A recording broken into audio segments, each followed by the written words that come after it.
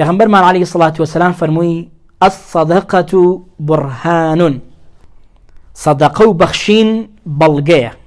بەڵگەیە یعنی چی؟ واتە بەڵگەیە لەسەر ڕاستێتی ئیمانی ئەو کەسەی کە ماڵەکەی دەبەخشێ.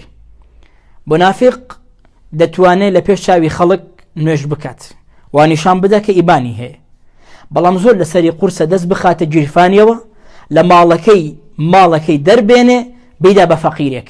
ئەمە لەسەری قورسە، بەس ئیماندار نەخێر.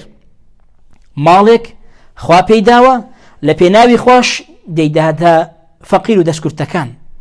بۆیە سەدەقە بەڵگەیە لەسەر ڕاستگۆیی و ڕاستێتی ئیمانی هەر کەسێک کە بیدات.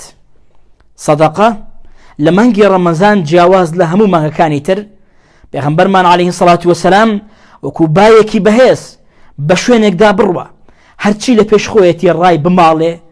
ئەڵڵاهو ئەکبەر ئەم وەسفە. بایەکی بەهێز بە شوێنێکدا بڕوە هەرچی لە پێش خۆی بێ هەمووی ڕاماڵێت. واتە پێغەمبەر عەلەیهی سەڵات وەسەلام ئەوەی هەی بۆ لە مانگی ڕەمەزاندا دەیبەخشی و دەیکردە سەدەقە. ئاوا بووە پێغەمبەرمان عەلەیهی سەڵات وەسەلام. ڕۆژی قیامەت گەرمایەکی زۆر هەیە، خۆر زۆر لێمان نزیکە. دەتەوێ لە کەسێک بی لەو کەسانەی لە ژێر سێبەرێک دای من دەمەوێ دەی دڵنیام تۆش دەتەوێت، تۆی مسلمان، تۆ دەزانی قەناعەتت هەیە، یەقینت هەیە کە ڕۆژێکی ڕۆژی قیامەتەوە ڕۆژی محاسبەیە و خۆر یەک میل لێمان نزیکە. پێغەمبەر عەلەیهی سەڵات وەسەلام فەرمووی هەر کەسێک لە ڕۆژی قیامەتدا فی ظلی صەدەقەتیهی لە ژێر سێبەری سەدەقە و بەخشینەکانێتی. دەتەوێت سێبەرەکەت گەورە بێ لە ڕۆژی قیامەت؟ دەتەوێت سێبەرەکەت زۆر بێ بتوانین لەبەری ئیسراحەت بکەی؟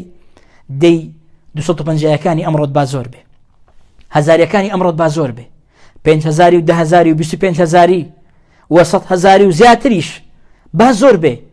بیری ئەو ڕۆژت بێ کەوا ڕۆژی محاسبەیە، خەڵکی تا قولەپەیان، تا ئەژنۆیان، تا پشتێنەیان، تا قورقڕاگەیان لەناو عەرەقی خۆیاندایە، بەڵام تۆ لە ژێر سێبەری ئەو پارانەی ئەو خواردنانەی کە لە دنیادا کردوتە سەدەقە و لە پێناوی خوا بەخشیوتە. مژدە بۆ ئەوانەی بە ماڵەکانیان باش لەخوا دەکڕن، خوا لەوانەمان بژێڕێت.